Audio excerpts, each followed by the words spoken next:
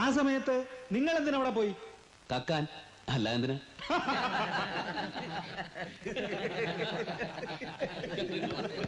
സത്യമാണ്, ഇവിടെ പലർക്കും ഞാൻ ആരാണെന്ന് വ്യക്തമായിട്ട് അറിയാം. പല വേഷങ്ങളിലും അവരെന്നെ കണ്ടിട്ടുണ്ട്. പത്രങ്ങളും പോലീസും പിടികിട്ടാപ്പുള്ളി എന്ന് വിശേഷിപ്പിച്ച ആ കള്ളൻ ഞാൻ തന്നെയാണ്. ഇനിയും എത്ര കാലം വേണമെങ്കിലും എനിക്ക് അങ്ങനെ സ്വതന്ത്രമായിട്ട് ജീവിക്കാം. ഈ കീഴടങ്ങൽ മനഃപൂർവ്വമാണ്. ഇല്ലെങ്കിൽ നിരപരാധിയായ ഒരു മനുഷ്യൻ ശിക്ഷിക്കപ്പെടും. കാരണം അമ്പലക്കാടനെ കൊന്നത് ഇൻസ്പെക്ടർ ശേഖർ അല്ല എന്നറിയാവുന്ന ഒരേ ഒരു സാക്ഷി ഞാൻ മാത്രമാണ്. കള്ളനാണെങ്കിലും മനസാക്ഷിയുള്ളവനാണ് സാറേ ഞാൻ. ഇൻസ്പെക്ടർ ശേഖരനെ രക്ഷിക്കാൻ നിങ്ങൾ കെട്ടിച്ചമച്ചുണ്ടാക്കിയ കഥ അല്ല ഇതെന്ന് കോടതി എങ്ങനെ വിശ്വസിക്കും? നിയമം കുറേയൊക്കെ എനിക്കും അറിയാം സാർ. വ്യക്തമായ തെളിവുകളോടുകൂടി തന്നെയാണ് ഞാൻ ഇവരെ കോടതിയിൽ ഹാജരാക്കിയിരിക്കുന്നത്. നിരപരാധിയായ ഒരു മനുഷ്യനെ രക്ഷിക്കാൻ സ്വന്തം ജീവിതമാണ് ഞാൻ അടിയറ വയ്ക്കുന്നത്. തെളിവായിട്ട് ഒരു കള്ളനെ പിടിക്കാൻ ലക്ഷങ്ങളും കോടികളും ചെലവാക്കാൻ ഇവിടെ വകുപ്പുണ്ട്. പക്ഷേ അവൻ എങ്ങനെ കള്ളനായി എന്നറിയാൻ ആരെങ്കിലും ശ്രമിക്കാറുണ്ടോ? ആരും കള്ളനായി ജനിക്കാറില്ല സാർ. സാഹചര്യങ്ങളാൽ കള്ളനാക്കപ്പെടുകയാണ്. ഞാനും അങ്ങനെ തന്നെ. സർക്കാരിനെയും ജനങ്ങളെയും വഞ്ചിക്കുന്നവരെ ദൈവം പോലും ശിക്ഷിക്കുന്നില്ല എന്നുള്ള അറിവ്. നേരായ മാർഗത്തിലൂടെ ജീവിക്കാൻ ശ്രമിച്ചവർ പട്ടിണി കിടക്കുന്നത് കാണേണ്ടി വന്നപ്പോഴുണ്ടായ അമർഷം. അനാഥനായ എന്നെ കള്ളനാക്കിയ കാരണങ്ങൾ ഇതൊക്കെ തന്നെയാണ്. പക്ഷേ വയറ് വിശക്കുന്നവന്റെ എച്ചിൽ പാത്രത്തിൽ ഞാൻ ഇതുവരെ കൈയിട്ട് വരിട്ടില്ല.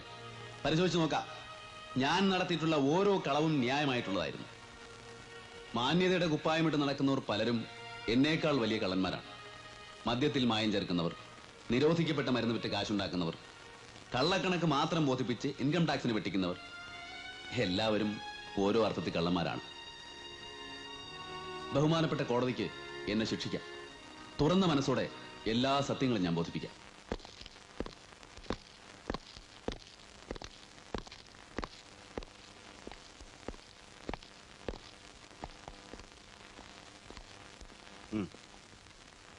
സാർ, എനിക്കൊരു അപേക്ഷയുണ്ട്.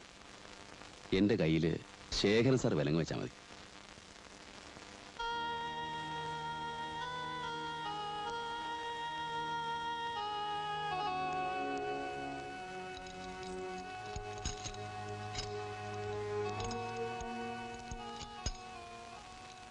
സാറിനെ ഞാൻ ഒരുപാട് വിഷമിപ്പിച്ചല്ലേ?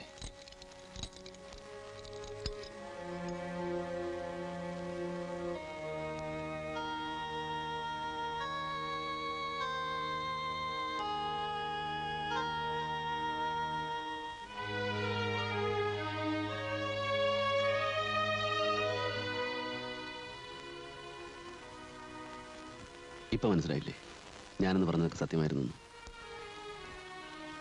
യോഗ്യനായ ഒരാളെ കല്യാണം കഴിച്ച് ഭാര്യയായി അമ്മയായി ആനി സുഖമായിട്ട് ജീവിക്കുന്നു. ഞാനെന്ന് പറഞ്ഞതുപോലെ കുട്ടികൾക്കൊരു കള്ളന്റെ കഥ പറഞ്ഞു കൊടുക്കാൻ മറക്കരുത്. വരട്ടെ.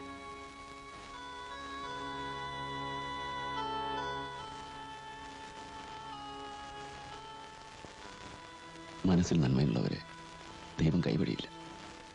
എന്നെങ്കിലും ഒരിക്കൽ വീണ്ടും കാണാം.